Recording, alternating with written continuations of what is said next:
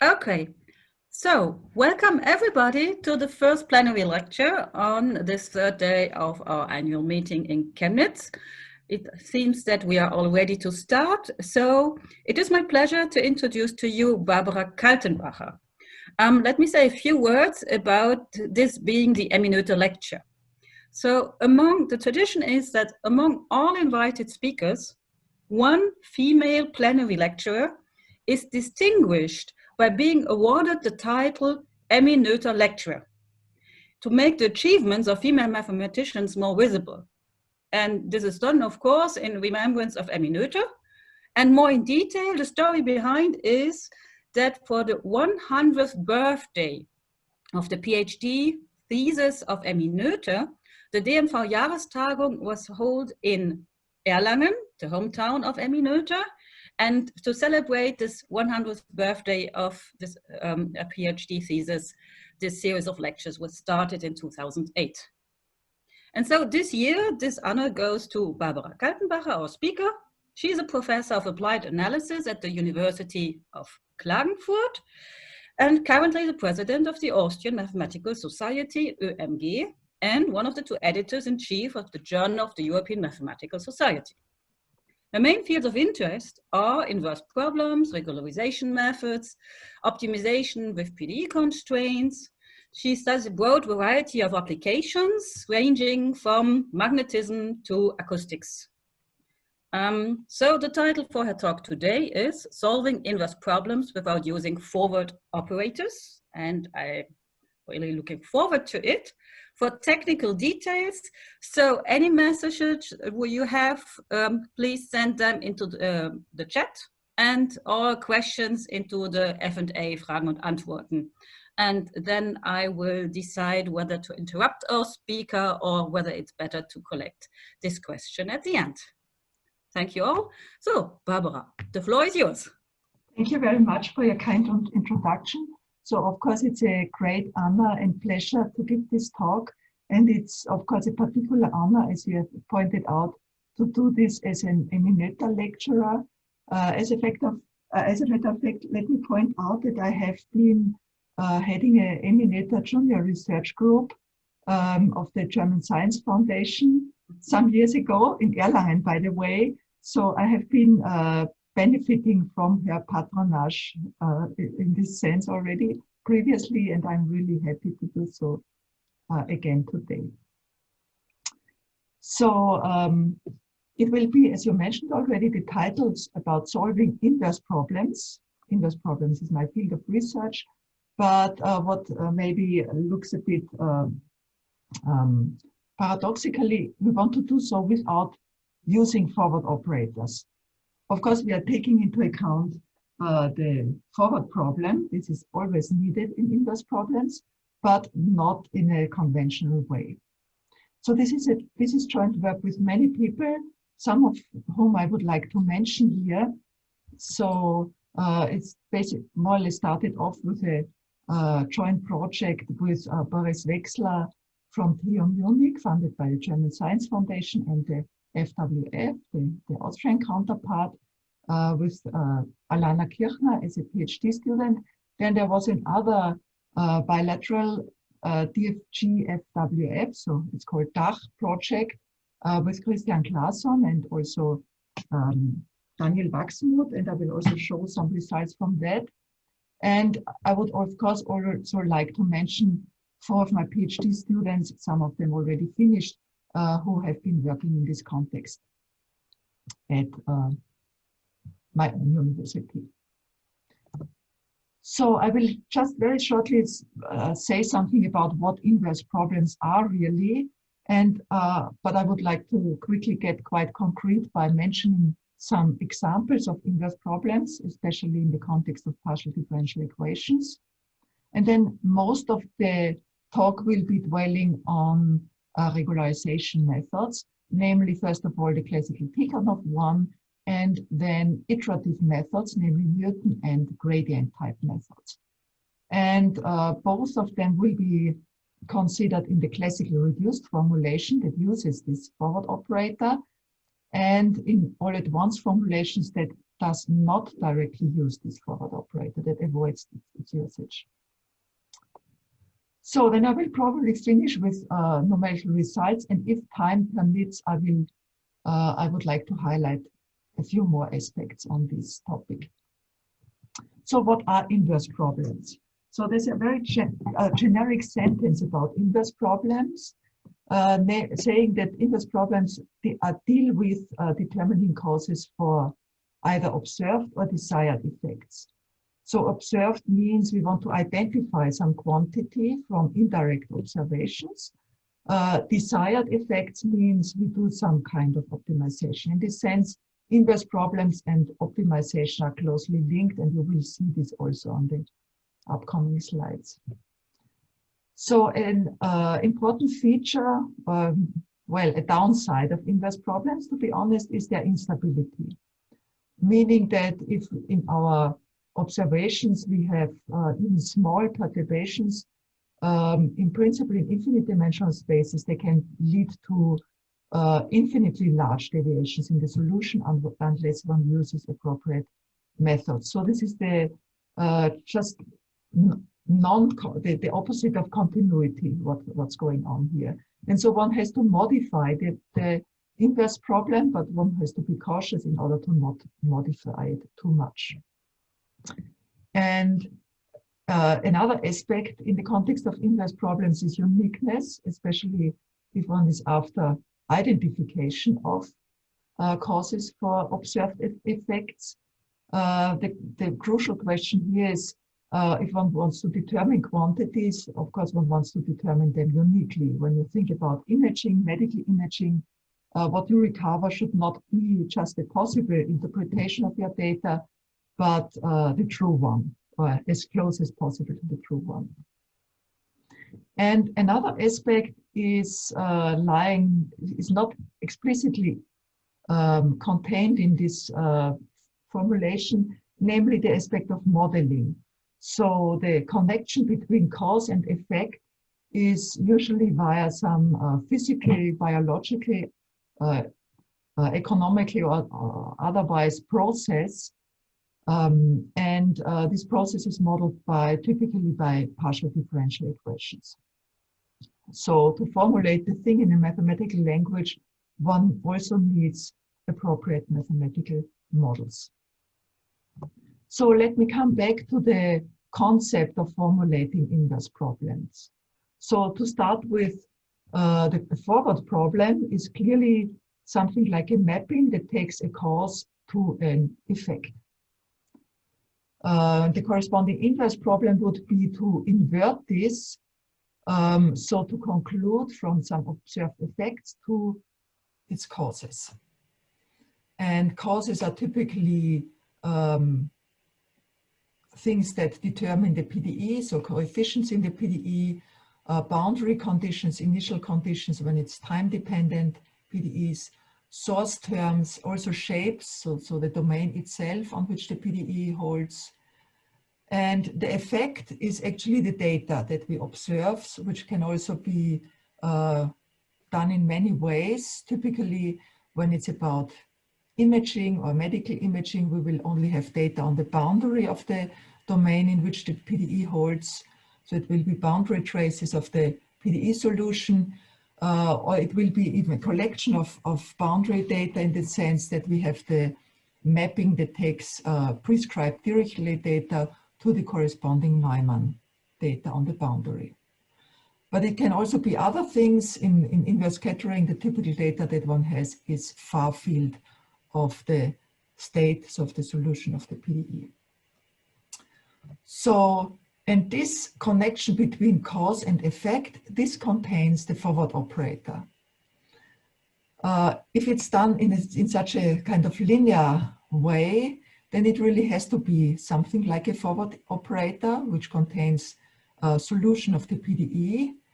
But, well, one could incorporate the model, the PDE, also in a different way, and this is what I'm going to dwell on today. Before doing so, I would like to give some examples, just to have something in mind for for thinking about which are the search for quantities, which are the given data. For instance, let's look at this elliptic PDE here. And so there can be all kinds of coefficients that are unknown or only partially known.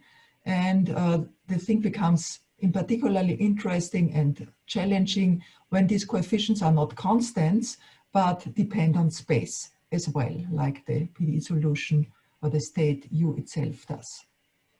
So it might be some diffusion coefficient, it might be some potential C, or just a source term on the right-hand side.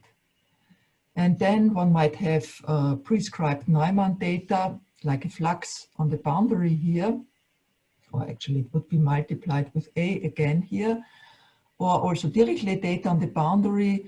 And then one might look at boundary conditions, so the other kind of boundary conditions, and possibly also interior observations, observations inside a subset of the domain omega. This would be a typical setting. So this has many applications, in particular if these coefficients depend on space. This is inherent to imaging methodologies. For instance, electrical impedance tomography, there we would just not have B and C, they would just vanish, and we would just have the potential equation with a coefficient A, which then plays the role of the impedance as the search for quantity. And then one would usually not have just one datum of the Dirichlet and Neumann conditions, but the collection of all possible, or at least many combinations of them. So besides medical imaging, electrical impedance tomography is also used for non-destructive testing. And there are all kinds of other imaging techniques that are based on, for instance, elliptic or other PDEs. So when it comes to time-dependent problems, I would like to also use the state space formulation that has been shown in the first plenary talk by Andrew Stewart. So we have a time-dependent PDE, which might be, so it might be an ODE, so this is an abstract ODE, but it could as well be a PDE if this right-hand side contains spatial derivatives with initial conditions. And what we have in addition, in order to recover this parameter theta in here, is observations over time, so either continuous observations over time, also given possibly indirectly via such an observation operator G, or what is even more realistic at discrete time instances. So, of course, there's many applications of these time-dependent inverse problems. So, classically one is population dynamics. Quite recently interesting one is epidemiology. Oh no, it's a different word, epidemiology. But also other physical contexts such as combustions. And if you go for hyperbolic instead of parabolic PDEs, then there's the large field of imaging with waves. Okay, let's become a bit more abstract again. And what I would like to do is to formulate the inverse problem in terms of the model. So Q is the search for parameter here. U is the state, so the PDE or ODE solution. And then additionally, one has observations. So this looks a little bit like the state space system with the model and the observations given separately. So everything here lives usually in function spaces, or clearly the PDE solution U, but also the unknown coefficients, because they might be space or time dependent as well. And so we look at the formulation of the whole thing in Hilbert or Banach spaces. So A will typically be a differential operator with the derivatives acting on U and with some possible coefficients Q that might depend on space as well. And C will be called the observation operator. So the conventional reduced approach will cast this into a single operator equation, just for the searched for quantity Q. So the state is eliminated by just mapping an arbitrary Q to the corresponding state via what is called the parameter to state map. So it's defined by satisfying this equation here when plugging in S of Q in place of U. And then one just plugs this into the observation operator, and this gives the forward operator. So the forward operator acting on Q gives the data, gives the observations, and this corresponds to this kind of arrow in one of the previous slides. So alternatively to that, one could of course as well keep both Q and U as unknowns and look at the larger system that is composed of the model equation and the observation equation simultaneously. So, and again, formally this can be written in the same way as up here clearly, just by augmenting the variables and also augmenting the operators here. So just to point out what this parameter to state map is in our examples. So for this elliptic PDE identification problem, it would be the mapping that takes the coefficients A, B, or C, or all of them to the corresponding solution of the elliptic boundary value problem that we have up here. For the time-dependent problem, it would map the unknown parameter theta here into the solution of the initial boundary value problem for this ODE or PDE. And generally speaking, if you write our model in this form here, then S is just implicitly defined by a solution of this model equation. So we have to plug in S of Q in place of U, and then it has to satisfy the model equation. Now, why does it make sense to look at all at once formulations? So just a moment.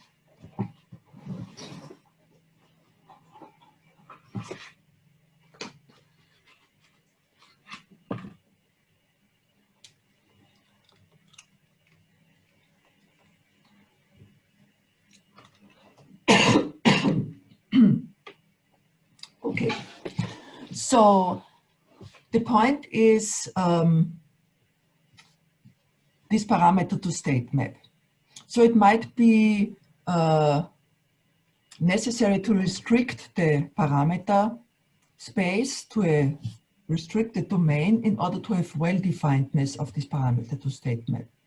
In particular, for the example that we had for the elliptic PDE, it's clear in order to have that this really is an elliptic differential operator, this A should be bounded away from 0, and C should be non-negative, or at least it should not be too negative. Later on, I will also show you an example of a semi-linear elliptic PDE, where we have this non-linearity here. And also, in order to have ellipticity, this non-linearity should have some monotonicity properties. So this is something which one might want to get rid of. In particular, when it comes to singular PDEs, where these restrictions for getting existence of the parameter to state map really become quite severe. And I would like to give you an example on this, on the following slides. So the example that I would like to look at with you is microelectromechanical systems, abbreviated as MEMS. They have numerous applications, and they usually consist of small beams or plates or membranes that are excited by means of an electromechanical principle, so based more or less by electrostatic attraction forces. And this is what you see in this equation down here. So you have a membrane or beam that is displaced. So you have the typical components that you expect in such an equation for a membrane or beam. So for instance, this acceleration term, then the term due to the bending energy, for instance, some damping terms as well. And here's a term that is due to the electrostatic attraction forces, where B of t is some excitation signal over time, and A of x represents the dielectric properties of the membrane.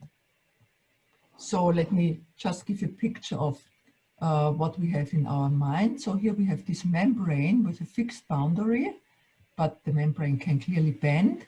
And on the other side, there's a ground plate, which is fixed at x equal to -1.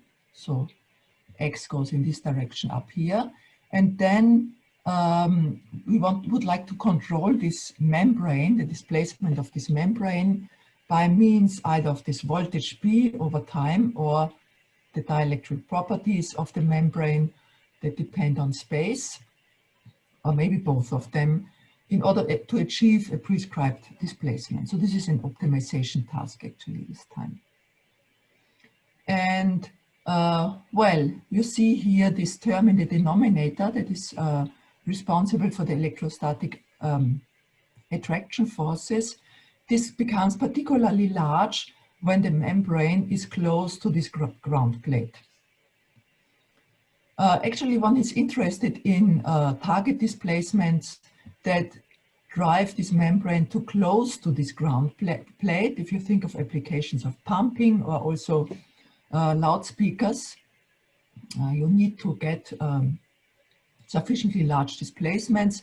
But of course, you want to avoid the equality here, so that u is equal to -1, not only mathematically, because then the denominator is 0, and this is what mathematicians usually do not like, but also from an engineering point of view, because what happens then physically is what is called pull-in or snap-in, so the membrane really clinches to the ground plate, and it's really hard to get it off there.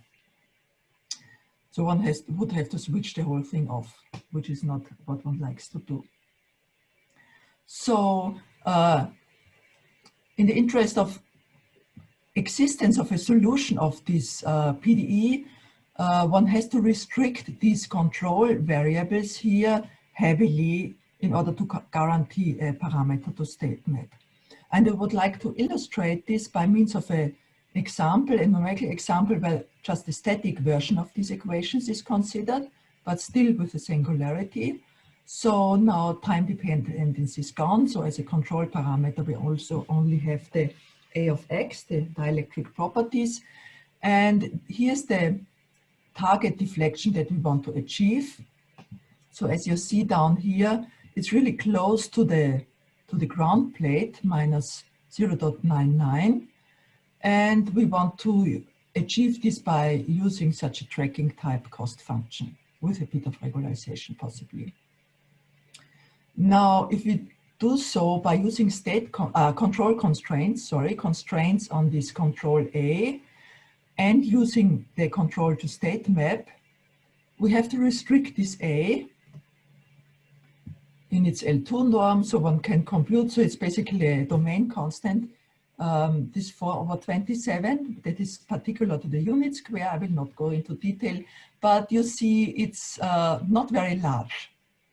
Well, it might still be that this leads to sufficiently large deflection, and actually at the first glance, the optimal state looks a bit like the desired one, but what you possibly don't really see down here is that the deflection is really quite small. So the maximal deflection is to just a small fraction of what is desired. Optimal control looks nice. This is one of the advantages, but this is really too restrictive. And it's really just due to the fact that we want to work with a control to state map. If you want to get rid of the control to state map, we somehow have to make sure that the pull-in is avoided so that the state does not get too close to -1. And we do so by state constraints. That's the alternative approach in order to avoid the singularity. with using just these state constraints, no control constraints here, we get to this optimal state, and this one indeed goes to close to -0.99. I should also mention the optimal control looks a bit odd here because we just used L2 regularization, but of course it can be smoothed without losing too much. And one sees a bit more when looking at the cross section here. So the solid line is the desired deflection. This dash dotted line is the deflection that we get with the state constraint approach, and this tiny deflection here is the only thing that we can achieve with the control constraint thing, using the control to state map or the parameter to state map, which correspond to the forward operator in inverse problems. So this, for us, this was a strong motivation to really also in inverse problems, so not only in optimization as here, somehow get rid of the parameter to state map. Another motivation for this is it can really make a difference in the implementation, in the computational cost, whether or not one uses the parameter to state map. Also, it can make a difference in the analysis. I will not go into detail about this. So I would like to use most of the time in this talk to go a bit into more detail about difference in implementation for concrete regularization methods. One aspect that I might be able to highlight, if time permits, that in time-dependent PDEs, when we want to identify parameters in time-dependent PDEs, classical regularization methods like Tikhonov usually destroy temporal causality in parameter identification. And actually with an all-at-once formulation, this can also to some extent be avoided. So then let me start with this comparison, and I would like to start with the classically reduced formulation that is maybe familiar to some of you, and then starting from this, compared to the all-at-once one. So just to come back to the to this abstract formulation slide, what we have is a model equation and an observation equation, and the reduced approach would mean in order to obtain an operator equation for Q alone, we use a parameter to state map, and we define the forward operator by concatenating this parameter to state map with the observation operator. Of course, in order to have well-definedness of this parameter to state map, which is implicitly defined, we need the implicit function theorem in some way. And the usual way in order to make use of this is to assume a uniform bound on the derivative of the model operator with respect to the parameter, to the state U. So this corresponds to the usual assumption, full range assumption, the implicit function theorem. Still, of course, this inverse problem is typically ill-posed, so F is not continuously invertible. And since our measurements will, of course, be noisy, will not be exact, this is a problem. Because if we plug in noisy data here, due to the non-continuity of F, the outcome after inversion might be far away from the exact solution. So this is why we need regularization. So here's Tikhonov regularization, certainly the most well-known approach to doing regularization, and probably also most versatile. So we look at our inverse problem, f of q equals to y. We plug in the noisy data. We don't dare to solve it as an equation because due to the noisy data, this would gloriously fail.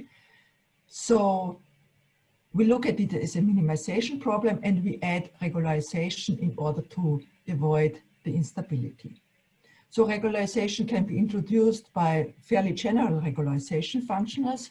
So the usual assumption on this functional R is that it's proper and quite often one also wants it to be convex. Sorry, and in particular, at the exact solution, it should take a final value. Just think of norms, for instance. So if we have an a priori guess Q star, we just take the norm in the space X, squared norm, so that in the Hilbert space case, we also have some differentiability. In that case, in this particular case, the derivative of R, which will appear in subsequent slides, will just be the difference between Q and Q star. So I would like to write this in terms of the model and the observation operators, so A and C, to make the thing a bit more transparent, because here A and C are somehow hidden inside this F. And this can be easily done by recalling that the S of A of Q and S of Q equal to 0, so we can put this as a constraint as an equality constraint, and then F of Q is just the combination of C and S, so we can apply C to U, and under this constraint it will be the same as F of Q. So this is just an equivalent reformulation in terms of these operators A and C. So here the opportunity to do some citations. This is certainly not a complete list, just to mention some of the usual venues, so to say, for the Hilbert space setting, and also some more recent results in more general Banach spaces. Now let's move on to iterative methods. For instance, Newton's method. So again, done in a regularized way. So Newton's method itself would just mean, one step of Newton's method would just mean to put this thing here to 0 and compute the next iterate Q from it. Now again, we do it in some kind of least squares minimization sense and add regularization. Again, we have a regularization functional. In principle, it could vary in each step. In practice, it will be the same in each step. But what varies here is the regularization parameter alpha k. Typically, it should decrease to 0 in the course of the iteration. But I will not go into more detail about the choice of this alpha k. Again, I would like to write this in terms of C and A, of this model and observation operators. So we have a linearization, we have a derivative here, so we have to apply clearly have to apply the chain rule, because F is the combination of two operators, and we have to apply the implicit function theorem in order to compute the derivative of this implicitly defined S. So here's how it's defined. Here is what implicit function theorems under several conditions, like the one I gave on one of the previous slides, gives for the derivative S prime. And now if we put everything together, we get a formulation that looks a bit similar to the reformulation of Tikhonov regularization that we had before, just with some linearizations, namely, as here, everything is linearized under the norm. So here also the observation operator is linearized under the norm. And the state equation, so we have both a nonlinear state equation to make sure that U is equal to S of qk, and also another one, a linearized one, in order to deal with this term here. So we get two constraints here, a linear one, linear with respect to the search for Q, and a nonlinear one for getting S of Q tilde, so the state corresponding to Qk. Okay, again, some references on Gauss-Newton method for in the Hilbert space setting and in a somewhat more general Banach space setting. Now, even more simplistically, I should say, in the range of iterative methods are gradient methods. And as you also know, they tend to be very slow. Nevertheless, I would like to mention at least one of the prototypical ones, namely Landweber iteration, which means that we do a gradient descent for the least squares formulation of the inverse problem. So if we take the gradient of this functional here, then clearly what we get is this step back here. And depending on how the step size is chosen, whether it's just constant, then it's Landweber iteration, whether one uses more sophisticated choices, then it might be called steepest descent or minimal error method, we get such a gradient descent method. Again, in order to formulate this in terms of A and C, let's have a look again, just repeat the definition, and then plug in the expressions for the derivatives. So first of all, just apply the chain rule in order to get to the derivative f prime, and also apply the definition of f back here. And then we can just use abbreviation u tilde for s of qk, and we use an auxiliary variable p for part of this expression back here.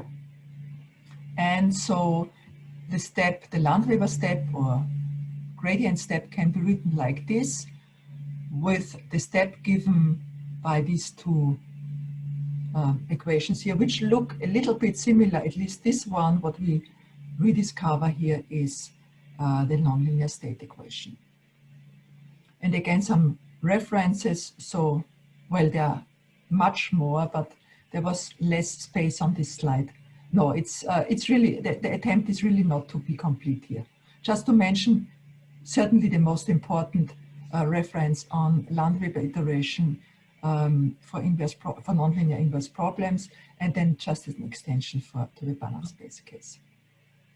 So now let's move on to the all-at-once formulation, and again recall the abstract framework. So we have the model and the observation equation, and now we would like to look at them simultaneously, so without eliminating u.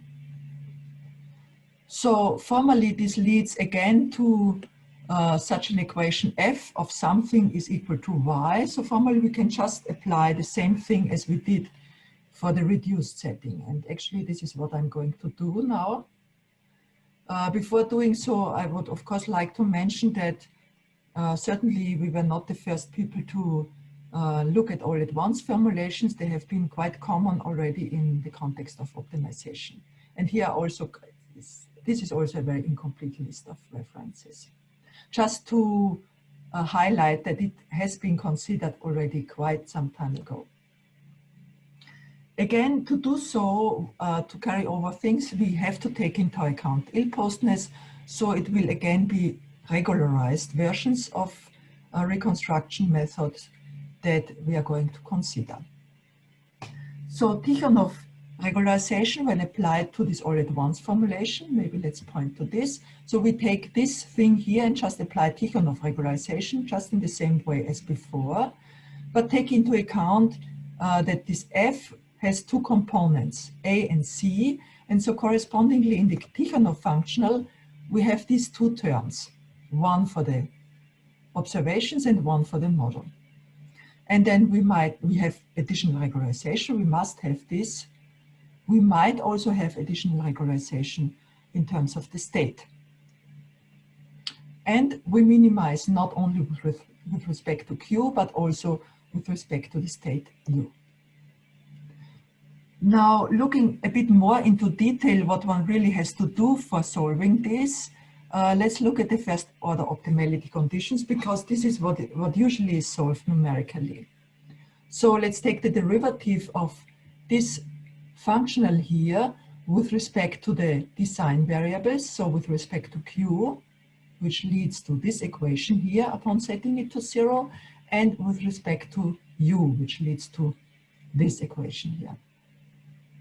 So introducing an auxiliary variable P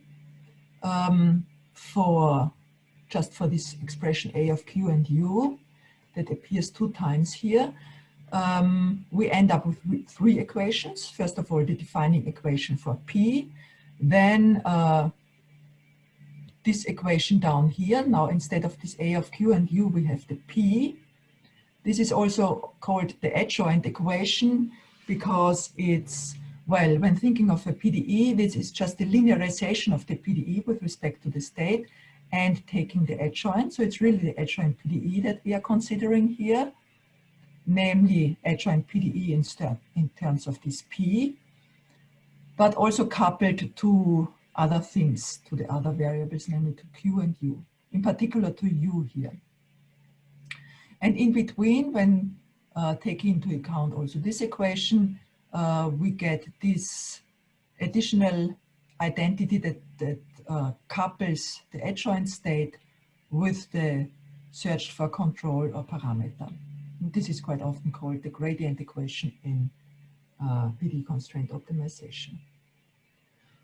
So I'm using here PD constraint optimization terminology already. So although there are no constraints yet, but they will come up on the next slide, and they will come up by just looking at the slightly modified Tikhonov functional. So instead of the squared penalty term for the model, let us just take a one homogeneous one and multiply it with a penalty parameter rho. And as it's well known in optimization, as soon as rho is sufficiently large, this term will enforce this quantity under the norm to be zero. So meaning that this unconstrained optimization problem is equivalent to a constrained optimization problem where this term here just appears as a constraint. And of course, then it leaves the cost function. So, but we have seen this before. Maybe you recall up to this term, which was not there. This is just what we had for reduced Tikhonov regularization. So we can again look at the first order optimality conditions for this thing here. Since it's now really constrained, we have to invoke Lagrange formalism for this purpose. So we add the cost function to the dual pairing of the constraint with a Lagrange multiplier P. And now by taking derivatives of this Lagrange function with respect to the three variables and putting these derivatives to zero, we end up with the state equation, the gradient equation, the adjoint equation. And as a matter of fact, they are almost the same as with on the previous slide, which tells us, since on this slide we discovered that we actually had reduced Tikhonov regularization, that all at once Tikhonov and reduced Tikhonov is basically the same. So nothing new gained when, as far as we just consider Tikhonov regularization, because reduced and all at once is basically the same thing. So let's move on to iterative methods and look at, first of all, Newton type methods in the all at once setting. So this is just a repetition of what we had. It's not a repetition yet. So sorry, I'm not sure about this yet. So we have these linearizations again under the norms. No, sorry, it's not a repetition. I've been looking at these slides too often, so I don't know what I've told you already and what not. So the Gauss-Newton paradigm is just to linearize everything, but linearize it under the norm so that we get quadratic cost functions and add regularization terms. Again, we have the possibility of also regularizing with respect to the state. Minimizing with respect to both Q and U. So note that these cost functions are really quadratic with respect to U here and with respect to Q. We obtain the next iterate. Again, looking at this in terms of first order optimality conditions, introducing something like an auxiliary variable here, but this is something like an adjoint state. Actually, we end up with this set of equations. So it looks, again, there's some similarity to Tikhonov clearly. We have this gradient equation, which is more or less the same as before. We have the adjoint equation, which is also more or less the same as before. Just that we have some linearization back here. And we have a state equation. The big difference is here in the state equation, because this is linear now, which is not surprising because doing Newton's method, we linearize. Okay, so then let's compare this to what reduced Newton method would do in terms of optimality conditions. Before doing so, I would also like to play the game with replacing this the squared penalty by a one homogeneous one, so do exact penalization here. So replacing this term in the cost function by a constraint. And then the optimality conditions still look similar. Still we have this linear state equation. We have the gradient equation and we have the adjoint equation. So this does not change a lot. So let's keep this in mind as our version of all at once regularized Gauss-Newton. Now let's compare to the reduced version, so where we use the control to state map. And first of all, I claim that this, as opposed to Tikhonov regularization, it is not the same. So what would the reduced Gauss-Newton method be? We have written it down as a PDE constraint optimization problem already. We have these two equality constraints corresponding to a linear and a nonlinear PDE. And we have the cost function incorporating the observations and also the regularization. Now writing then down the optimality conditions for this one, you see, again, we get a linear state equation coming from this constraint here. We get a gradient equation, we get an adjoint equation, and we get another state equation. That's the crucial difference. In order to make sure that we really plug in the right thing, so in order to implement the parameter to state map, we do have to solve this equality constraint. We can do so a priori, also before doing the step, because this one, the state equation, is decoupled from all the rest, but still it's a nonlinear state equation. It might be costly to solve in an implementation.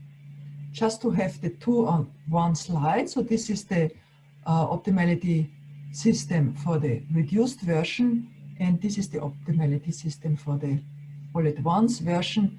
And this is really just to highlight that for the reduced one, one has an additional, in general, nonlinear PDE to solve.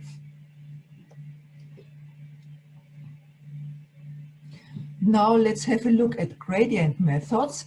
And for this purpose, first of all, go back to the reduced version of Landweber iteration.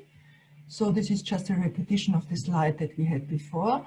Landweber iteration, so just gradient descent, means that we have this nonlinear decoupled state equation and an adjoint equation. So since Landweber iteration does not, or one Landweber step that does not really involve an optimization problem, but is more or less explicit.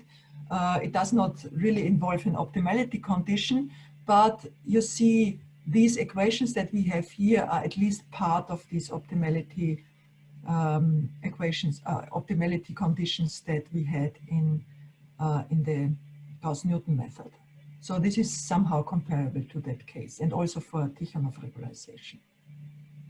So what happens to Landweber when we apply it in an all-at-once fashion? I did not show this to you yet. So first of all, it's just blowing up the equations. We just have a boldface F, which is kind of larger as far as space consumption on the slides is concerned. And we have more variables to update. But really it's relatively simple, because since F is this system of these two operators, it's easy to write down its derivative.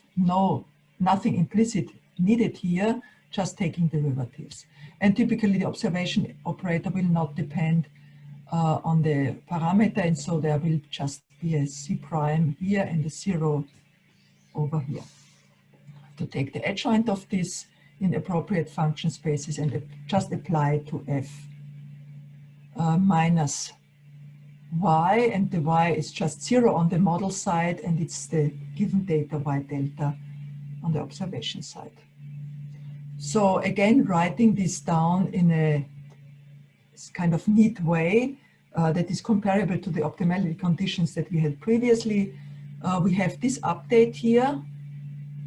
We have this update here for the parameter or control, and we have this update here for the state. And this is now fundamentally different from what we had previously, in the sense that these are not PDEs that are to be solved, but just PDEs that are to be evaluated, or residuals in PDEs to be evaluated, in particular here and here. So this is a, so to say, PDE residual at the case iterate. Might be non-zero, of course, because we don't aim to solve the PDE exactly during the iteration, just in the limit. And this is a residual in terms of the observations. So this is just to point out that here in Landweber it's nicely visible that the iteration is driven by the residuals. Okay, just maybe let me skip over this slide. It's just about technicalities on the convergence analysis, which I don't have time to go into detail about. Let me just use my last, I don't know, -2 minutes already. How much time do I still have time? How many? Sorry, 3 minutes would be good. Okay, thank you. Yeah.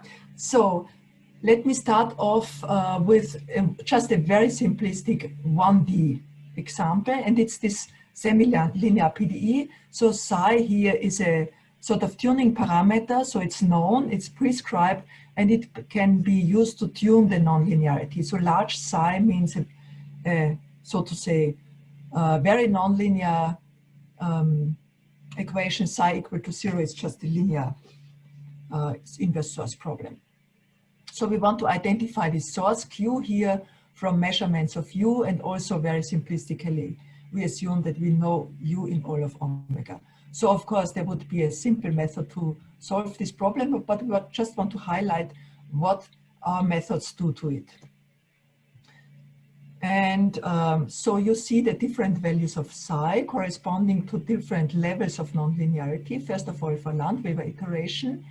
So here we are in an almost linear regime, and here it becomes a bit more nonlinear. Here we also consider negative values of psi, which corresponds to then finally a non-elliptic PDE. And so here iteration counts and also error numbers. So don't look too much into detail about this, because also iteration counts don't tell so much, because the effort for a single step is so different for the all at once and the reduced version. Let's just have a look at the CPU times, and highlighted in light blue is the instances where the all at once version wins, and in purple the instances where the reduced version wins. So the take-home message from this slide is that Landweber works well in the almost linear regime, and it still works in the non-elliptic regime, where the reduced clearly breaks down because the parameter to state map is not well defined anymore. But the reduced version performs better when it comes to larger nonlinearities. When we do Newton type method, the picture changes in favor of the all at once version, because it almost always is the better one, and actually the much better one, except really for the linear case. And you see we can go to quite strong nonlinearities and to quite strong non-ellipticities, if this word exists. So since we deal with an inverse problem, of course we have to add noise in order to make these results somehow meaningful. So let's move on to a 2D example.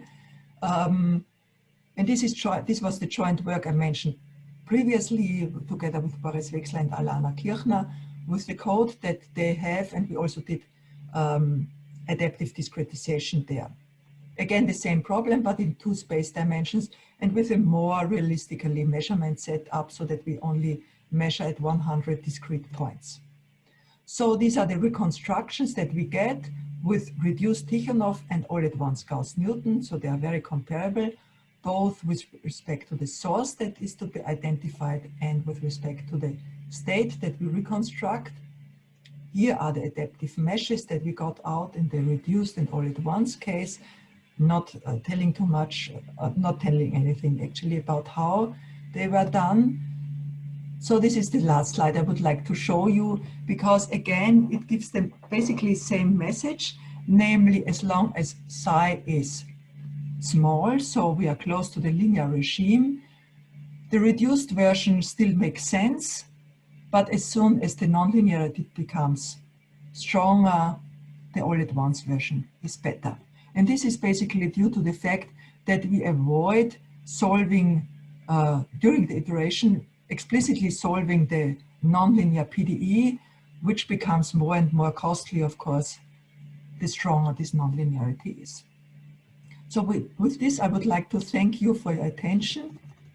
No time for doing all this. Sorry.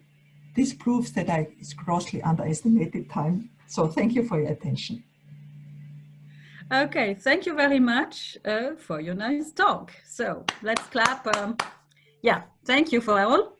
So we have a few minutes left before coffee break for small questions. So please ask them in the chat or question section now.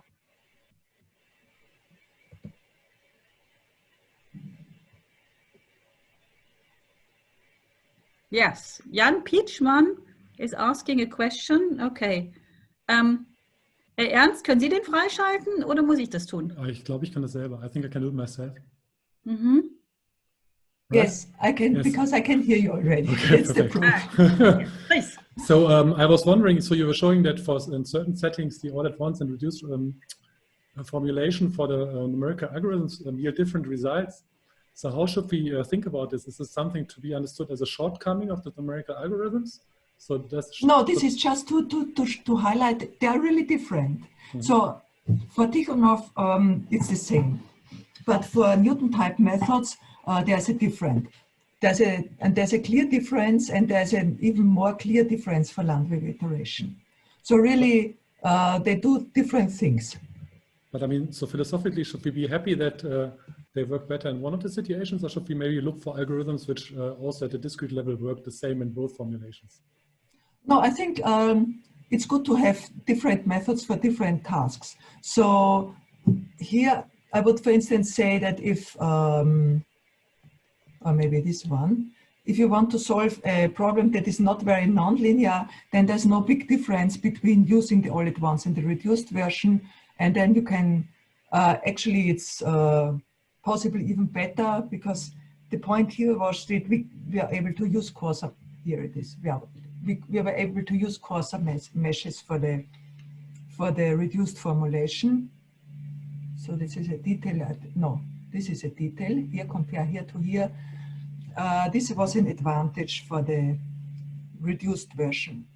Whereas when it comes to more nonlinear problems, even if the discretization has to be a bit finer, as you see here, actually quite considerably finer. No, here it goes the other way around, sorry. It has to be finer here at this instance, but we can work with quite a bit coarser discretization here. And this gives us a gain in computational time, additionally to the fact that we don't solve nonlinear problems on the way. Okay, thanks a lot. Okay, are there further questions? I don't see anything. Can I ask a question? Hi. I have a very basic question concerning uniqueness. So, I mean, is that an assumption that the inverse problem has a unique solution? Is that an underlying assumption in implementing these schemes? Yes and no. Well, in principle, of course, before before starting computations or designing schemes, of course, one should make sure that what one tries to compute makes sense. And in this case, making sense would mean that what we hope to converge to is really the unique solution of the inverse problem. But it's really usually a separate task to prove uniqueness. So usually, being on the monomerical side of inverse problems, I leave uniqueness proofs to the colleagues that are more in the analysis of inverse problems, to put it this way. But let's say, for instance, in your beam example, in the beginning of your talk, it looked like the optimal A of x Yes. was pretty unsymmetrical, so that might suggest that it's not unique. Isn't so? Yes, I mean, not this one, the next, yes, this one, the optimal control A. It's hard to imagine that that would be the unique solution. Okay, so I think in this case, it would have to be unique because we have a convex, in this case, it's just a quadratic cost function. It's a nonlinear constraint, yes. It might be that due to the nonlinearity of the constraint, there might be non-uniqueness. Yes, you're right. We did not think about this. I mean, just rotational, so the equation looks symmetric, but the... yes, you mean that the whole thing, well, the thing that is not rotationally symmetric is the domain here. This is probably also what destroys rotational symmetry. You see also it's somehow visible in the shape of this optimal control. The domain itself is not rotationally symmetric. So I would expect in the case of a rotational symmetric domain, one would end up with rotational symmetric solutions. But we actually, to be honest, we did not care about uniqueness here because it was an optimization task, and in optimization one is not so much concerned with uniqueness. But it's a good point, of course, yes. Are there any further questions? No? Okay, so thank you very much again to our speaker, Barbara Kaltenbacher. And I welcome you all in some kind of virtual coffee lounge right now. So thanks for listening to the first talk, and we continue after the coffee break with sections and mini symposia. Bye-bye. Thank you very much. Bye.